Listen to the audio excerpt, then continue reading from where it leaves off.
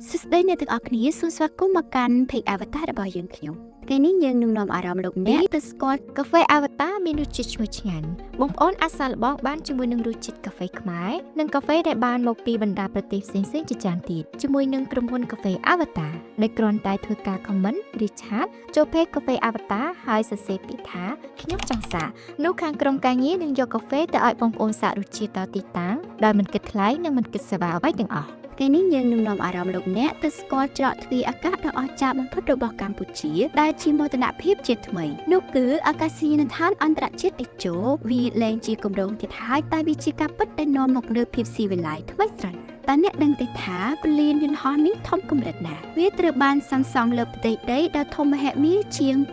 2600 ហិកតានេះធ្វើឲ្យវាក្លាយជាអាកាសយានដ្ឋានធំជាងគេមួយនៅអាស៊ីអាគ្នេយ៍និងត្រូវបានចាត់ទុកថាជាពលានយន្តហោះលំដាប់ 4S ដែលជាកម្រិតខ្ពស់បំផុតនេះមានន័យថាវានឹងមានលទ្ធភាពទទួលយន្តហោះខ្នាតយក្សដូចជា Airbus A380 បានយ៉ាងងាយស្រួលក្រៅពីទំហំអ្វីដែលកាន់តែពិសេសនោះគឺភាពស្រស់ស្អាតនិងភាពស៊ីវិល័យរបស់វាព្រលាននេះត្រូវបានរចនាប្លង់ដោយក្រុមហ៊ុនល្បីល្បាញលំដាប់ពិភពលោកដោយបញ្ចូលនូវស្ថាបត្យកម្មខ្មែរដ៏ប្រណិតដែលបង្ហាញពីអត្តសញ្ញាណជាតិរបស់យើងមិនតែប៉ុណ្ណោះវាក៏ត្រូវបានបំពាក់ដោយបច្ចេកវិទ្យាទំនើប